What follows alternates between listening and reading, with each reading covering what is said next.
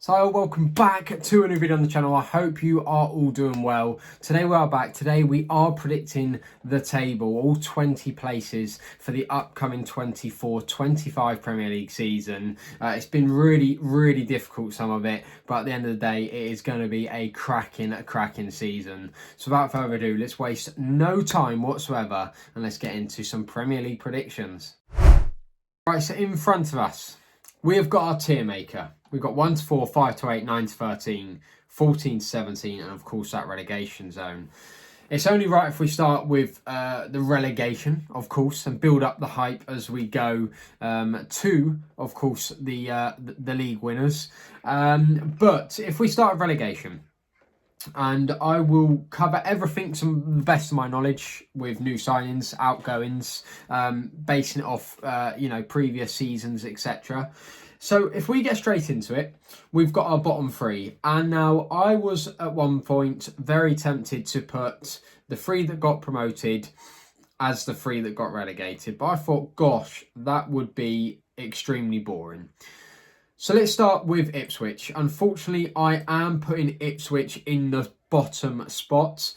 The reason for it is, I don't think they have enough Premier League experience. And I don't mean they haven't been in the Premier League for 20 years or whatever. I just mean it is in...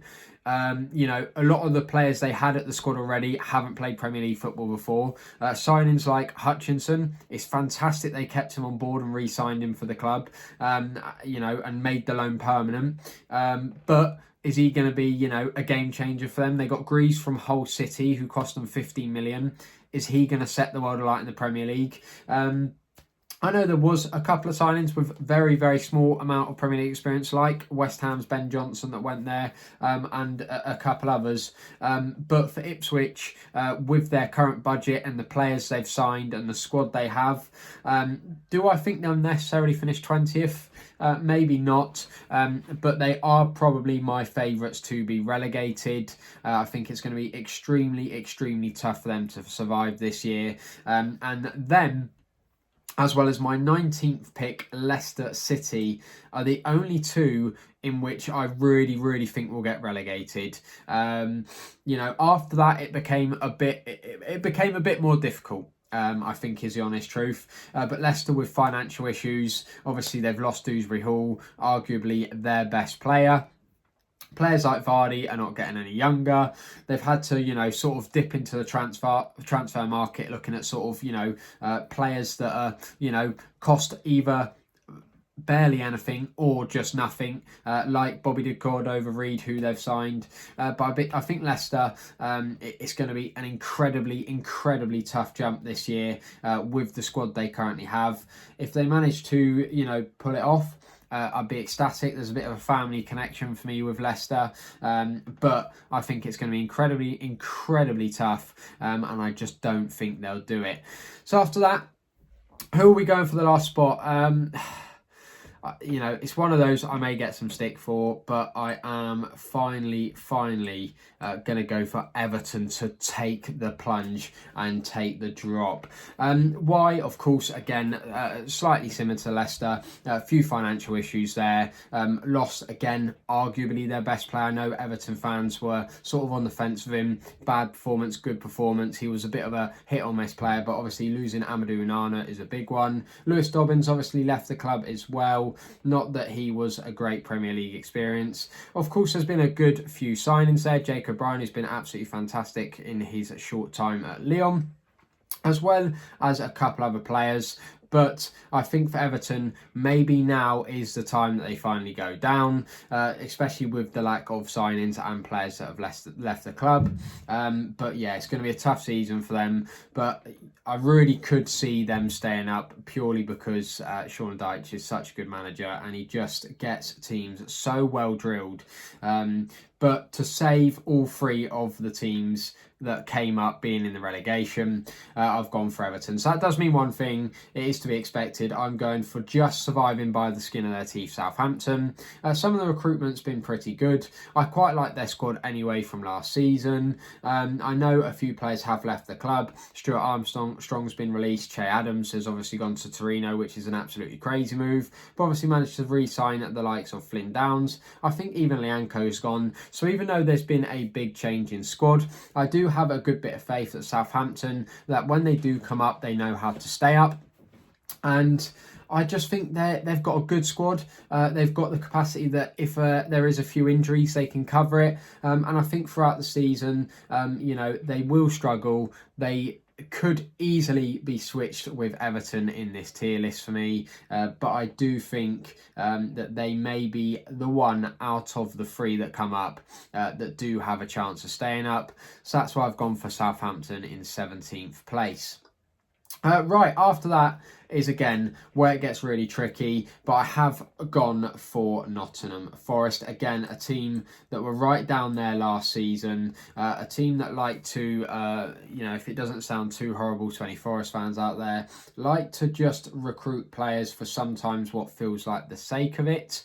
Obviously, a couple of very good players have left the club. Remo Freuler has obviously left the club after only just joining from Atalanta last season. Obviously, Orel Mangala has left the club, who I think is a fantastic player, and centre-back Moussa Niakate has obviously left the club. Obviously, I know with Nottingham Forest, it's inevitable. They're going to make signings, which they have done yet again. Obviously, have signed the Portuguese, I think they were calling it Jack Grealish in Jota. They have made a couple of very good signings across the board. So I think they're just going to be another season of just surviving. Nothing too crazy to look forward to, unfortunately, for Forest fans. I think it's just going to be another year of trying to survive the Premier League, a league that is just getting so tough every single year. So after that, we dip into our 15th place in the league. Again, this is where it gets really tricky for me. But for 15th place, I've gone for Brentford. As I say, the thing I've got to remind everyone as well is that this is constantly changing my head. There's so many transfers going on constantly. I sometimes completely lose track of what's going on and want to change my predictions. I've got some sort of list going on to the side of me, but I'm barely looking at it, because as I look at it and I think of the transfers that have happened today, yesterday, etc., my mind is completely all over the place with who to put where. But Brentford, obviously, the new boy that just signed has obviously already picked up a massive injury. So keeping Tony for them is going to be massive. And with obviously Man United, don't seem to be making any noise at the moment. Tottenham obviously opting for Dominic Solanke instead. It looks like they may keep Tony, which is why I've gone for them to survive comfortably this year. I think having Tony for the final season, although they'll lose him for nothing, will pay dividends, because keeping in the Premier League is obviously way more important than the 20, 30, 40 million pounds they may earn from Ivan Toney. Of course, a few departures at the club, nothing too notable, to be completely honest. But Brentford under Thomas Frank, if they can keep Mbeumo, Toney, Wissa, few other players up top fit, as well as that ever experienced defence of Pontus Jansson, Ben Mee, etc., I think they will do just fine and survive, but nothing more. So after that, we've got 14th, the last one in this section. And I've gone for Wolves. Wolves, I would have rather not put here. And at the start of the transfer window, before any transfers have been made, they certainly wouldn't have been at 14th place. But of course, captain and arguably their best defender, Max Kilman, has left the club. And of course, today it was announced that Pedro Neto has signed for Chelsea. Two massive players. It cannot be underestimated how important those two are. Arguably their best attacker and best defender. £100 million in the bank account, which they so desperately needed to help them balance their books out. But yeah, massive loss. They have got some good talent elsewhere. I absolutely love Cunha. They've managed to keep Hwang Hee-chan at the moment, which is fantastic. João Gomez is still at the club. And they're still pretty defensively solid. Even the likes of Rayan Ayat-Nouri, who had lots of interest at the start of the window, is still there. So still got some very good players. They desperately need to keep hold of them. As I'm filming this, I believe Gary O'Neill did sign a 4-year deal with the club as well, which is fantastic to gain some stability. But for me, 14th, unfortunately for Wolves, is, you know, sort of the limit I can see this season. So after that, we are stepping into 13th, and I'm going for Fulham. I'm going for Bournemouth. Excuse me. Yeah, Bournemouth I've gone for. I was very tempted to put them a bit higher, maybe in front of Fulham, which is possibly just giving away who I'm going for next. But Bournemouth, obviously the big thing coming out today. There's been a couple of good signings. I think they got that young defender from Juve. They've got a pretty good squad overall. I like players like Cliver, Antoine Semenyo, etc, etc. But obviously, when you lose a 20-goal striker like Dominic Solanke, that is never, ever going to be easy to replace. So for that reason, them getting near the top 10 for me this year just isn't going to happen. But I think Bournemouth, as a lot of people will say, I know it sounds very horrible, but I'm not having a dig at Bournemouth, but I think them just being in the Premier League and not being in talks for relegation is still a massive achievement for them, you know, personal opinion. So obviously then we go into 12th, where I've gone for Fulham. Fulham, of course, have lost some massive players. Tim Ream and Tosin Adarabioyo have left the club. Tim Ream's gone to play in the MLS. Tosin has gone to play for Chelsea, lost him on a free transfer, and even bigger, arguably the biggest one out of them all, João Palhinha has gone to Bayern Munich. An absolute engine, an absolute defensively solid, just fantastic. I really rated João Palhinha. I can see why he's gone for big money to a big club like Bayern, but that is just an absolutely massive loss. Fulham can play some really good football, especially under a cracking manager like Marco Silva, where they've built some really good stability at the club with him. But for them to, you know, sneak into that top 10 this year is looking very unlikely. I know Smith Rowe and a couple others have been very good signings for the club. But do I think they're enough to get them into the top 10, accounting for the players they've lost, accounting for the fact that they didn't get quite close enough to that top 10 last year? I just haven't seen them really improve. I feel like this year is possibly a bit of a standstill for them. But yeah, for me, Fulham, 12th place, seems, you know, pretty fair in my opinion. So, moving on, we start to edge ever closer to that top 10. So, who am I putting as my 11th place? The last team to finish outside that top 10, I'm going for Brighton and Hove Albion. Obviously, definitely didn't have the season we expected last year. Finished a lot lower than some teams expected. Obviously, had a great European tour. Maybe that did, you know, make it a bit harder for them having to compete in Europe and the Premier League. A lot of teams do struggle when they go through their first season with that. Newcastle certainly one of those sides that maybe struggled when they were playing Champions League football and then started to come good at the end of the season. But Brighton, for me, the biggest loss is obviously Pascal Gross. That is an absolutely massive loss. I think he's definitely one of their key and vital players. But they've got players hopefully returning from injury that will stay fit for the full season. Purvis Estupiñán, Karim Atoma, players like that hopefully with the signings of Minte, Max Wiefer, hopefully they can build upon that and they might possibly just sneak into the top 10.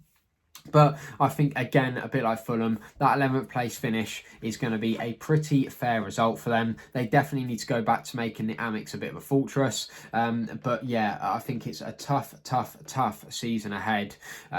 So I think 11th is, you know, as I say, a fair result for Brighton. After that, we go into our top 10 now. So let's start getting through these. In 10th, I'm going Crystal Palace. We all know how good they were at the back end of last season. No one can deny just how good they were. They really came good under new boss Glatzel. But this season, there is a bit of a change. Obviously, new signings coming in. Ismail Assar, who has obviously played Premier League football before. Few questions marks over him. I suppose it's not the biggest risk in the world when you've only had to pay £11 million for him from Elite de Marseille.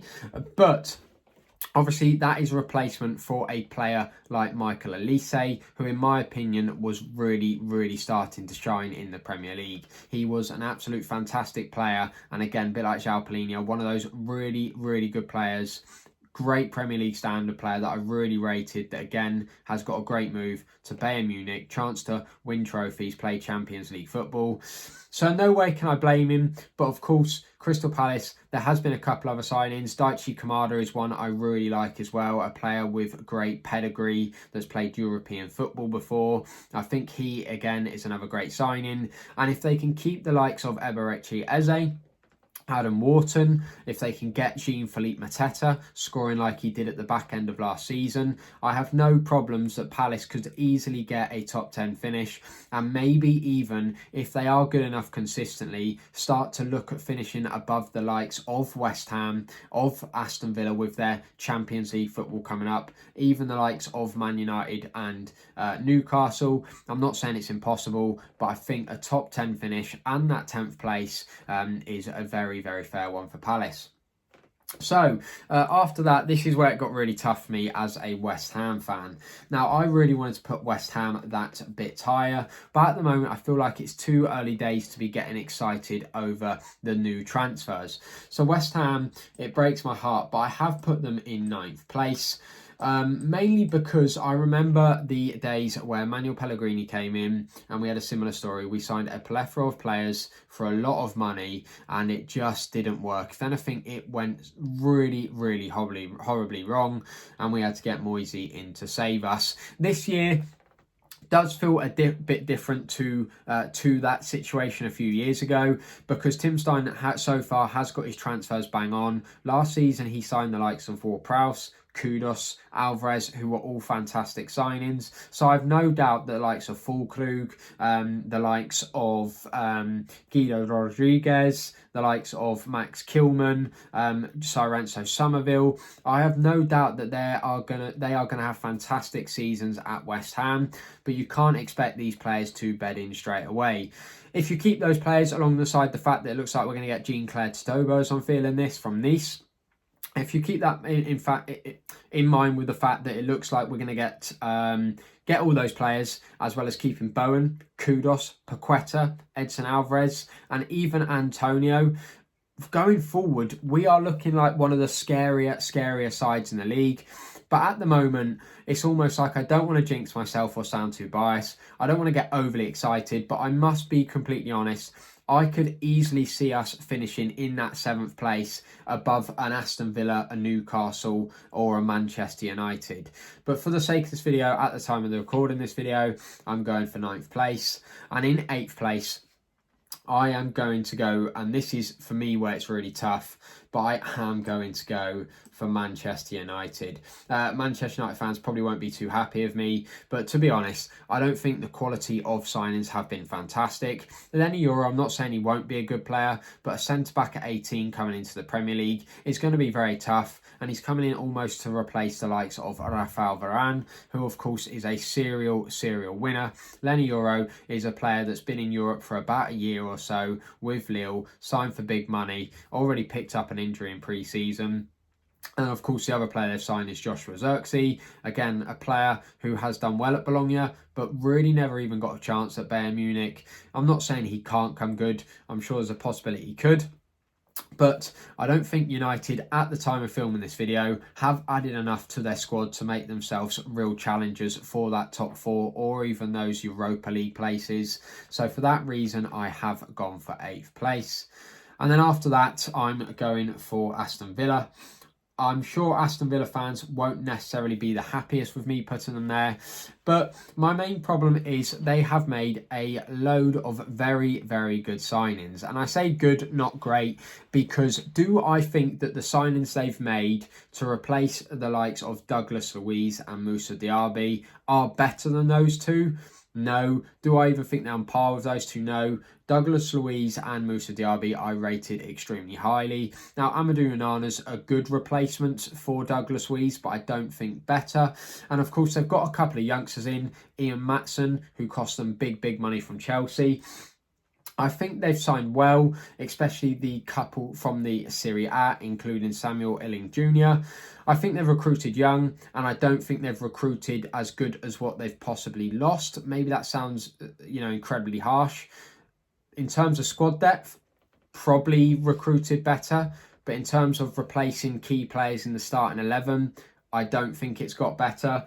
And I think, taking into account they're going to have to go play Champions League football now on Tuesday and Wednesday nights, I think it's going to be an incredibly tough season for them to try and break into that top 6 again. So for that reason, I think playing Champions League football, finishing 7th and still getting themselves back into the Europa Conference League, I don't think by any stretch of the imagination that is a bad season. So that leads me on to 6, where I've gone for Newcastle United. I was going to put Newcastle a lot lower, to be fair, but I think a bit like opposite to Villa, now that they haven't got Champions League football and hopefully they can keep players fit again, if they can, they've signed, not fantastically well. They haven't had, I would say, any absolutely humongous signings. There is a bit of time left, of course, and they will sign a player or two. But I think the fact that they've got Anthony Gordon and Isak as 2 players going forward, as well as Miggy Almiron, that's a fantastic front 3. Then they've got Joe Linton, Bruno Guimaraes, and even though their backline is maybe a bit more on the aging side, I think under Eddie Howe they will have a much better season in the Premier League than last. They were really unfortunate with obviously the FA Cup finals to not get Europe this year, but I think that may pay dividends with how well they might be able to do in the Premier League now that they, don't have other distractions. They can keep players fit, grind out good results, and I really do expect the key thing for me is Isak and Anthony Gordon are absolutely phenomenal players, and I could see them both scoring 15 plus goals this season and being heroes for Newcastle. So Newcastle in 6th, as I say, that 5th, that sort of 6th to 9th now, Newcastle to West Ham, I could just see all 4 of those clubs rotating, but I do think this top 5 will be the top 5. So in 5th place, I have still stuck with Tottenham Hotspur. I think that Chelsea aren't going to be in the top 3. There's no spoilers there. I don't know why. Maybe I'm feeling ludicrous. But Tottenham, let's focus on Tottenham first. Why do I think they're going to finish above Newcastle, Villa, Manchester United and Tottenham? Well, I think they're going to finish above all of those because Solanke has signed is one of the biggest things for me. But I think backline, Pedro Porro, Vicario in goal, of course, can't miss that. Romero, Mickey van der Ven. I mean, that is pretty solid. Then going forward, you've got the likes of Rodrigo Bentancur in midfield, Maddison as an attacking midfielder. Son can now be pushed back out wide instead of playing up top. And you can play Solanke up top, who is a really good striker, great goal scorer. And with Son on the wing, Maddison behind him, and hopefully Brennan Johnson, a second season at Tottenham, should improve. They could be a really dangerous side to play this year. But again, as a West Ham fan, it sounds very arrogant, but I'm hoping they bottle it and just don't make the Champions League. A, for my prediction, and B, because I don't really want them to. After that, then the top 4, Chelsea in 4th. Chelsea. You don't deserve to be in this place. Realistically, with the money spent, they should be finishing top of the league every single day of the week. It's absolutely ridiculous. But 4th place, purely because they should get better. They should. Lots of players that have been there now for, that have had lengthy time there. They've got a midfield of the likes of Romeo Lavia, Enzo Fernandez, Moises Caicedo, and then going forward, their options are plenty. I do believe Nicholas Jackson will get better. I don't even mind him as a player. I think obviously finishing needs massive improvement though. But with the likes of Cole Palmer, who is just an outstanding player, no one can deny that. Dewsbury Hall, Pedro Neto from Wolves now. Chelsea actually signing proper Premier League talent going forward. And of course, I'm sure the likes of Mudryk, Madueke, players like that should come good as well. I think the biggest thing for Chelsea is if they can be defensively solid with this new style of football where they're going to try and constantly play from the back. My big concern for Chelsea is how many mistakes they're going to make, how many goals they're going to concede. But I mean, they've got 6 keepers. Absolutely mental. Malo Gusto, Reece James on the right is absolutely fantastic. Euro winner Cucurella on the left. No one can deny the talent in their squad is absolutely phenomenal. And if it does work out with Maresca, the new manager from Leicester, they could really, really cook this season. And I've even forgot to mention the likes of Sterling. I do think he's rubbish now, but you know, you never know when he's going to hit form. But Nkunku as well. They have squad depth like we have never seen before in the Premier League. So to not finish top four, I think, would be a stupidly massive underachievement. And I think would be incredibly disappointing for Chelsea fans. So into the top three then. Who am I going for? Well, you know who I'm going for third. Let's be real. In third place, I've gone for Liverpool. Simple as Liverpool I've put third because do I think they can keep up with Arsenal City? No, personally I don't. But although they haven't signed anyone, the thing that people have got to take into account with Liverpool is they are allowed to be picky with signings, because trying to replace the quality they currently have is no easy feat and doesn't cost cheap money. I mean, looking at the back four and the keeper, you've got Alisson, Van Dijk, Trent, Robertson, Ibrahima Konate, was Quansah as sort of a backup with Samiskas and Conor Bradley. Fantastic defensively. And then even going forward, you've got Jota, Luis Diaz, Cody Gakpo, Szoboszlai, Mo Salah. No one can deny that Liverpool's talent in that squad is still absolutely phenomenal. And there is no reason they shouldn't make Champions League football. And I'm sure Arne Slot will do absolutely fine. But the only thing is, do I see that squad competing with Man City and Arsenal? Not at the moment personally, especially with Arne Slot having just his first season there. But I know there's crazy talks with Trent and Van Dijk and Salah's contract issues, but they are all top professionals, and I expect Liverpool to still have a fantastic season, make that top four, but I can't see them catching up with the top two, but I also can't see the likes of Chelsea, Tottenham catching up with Liverpool. So I think Liverpool is easily one of the easiest predictions for this video for me personally, and I think I'd be really surprised actually if they weren't that third place side, but this is the Premier League. You never know what's going to happen. So come on then, top two. Two sides that haven't really made many signings are really sticking with the squads they've got. Great stability with their managers now, squad, etc, etc. So who am I going for? Put them both in at the same time. I'm going for Arsenal second, Manchester City top of the league. Now, this probably would have been a bit of a different story if it wasn't Pep Guardiola's last season, but we all know Manchester City's talent. Backline is fantastic. They've managed to keep Ederson. He's not going anywhere, it doesn't look like. But with Ake, Gvardiol, Walker, Diaz, Stones, then going forward, you've got Rodri in midfield, unreal player, Kovacic, Haaland, De Bruyne, Bernardo Silva, Doku, new signing Savio. And as I said, squad depth is fantastic. Of course, losing Alvarez is a big one, because obviously if Haaland gets injured now, they're that striker short. But being Guardiola's last season, there's going to be that tiny bit of added incentive, I think, for him to go and win it. It'll be De Bruyne's last season, I'm sure, before he goes Saudi. And I just think it will be that last season where Man City will dominate, before then next year I really start to think to myself, right, it might be Arsenal here that go and do it. So I do think one more season of City winning the league.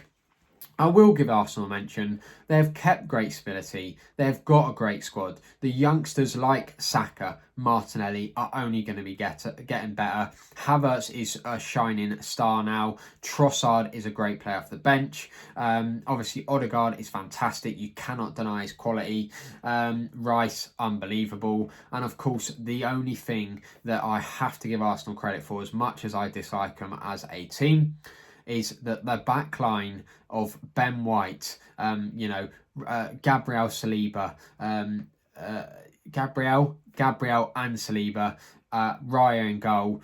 It's just overall a really, really top side. I think the only difference that may play a part by the end of the season is that Man City probably just hold that slight better squad depth. I think Arsenal would really struggle if they lost a player like Saka or Odegaard or Rice. Whereas I think Manchester City, as long as it's not Rodri, I think they can just cover it. So there you go.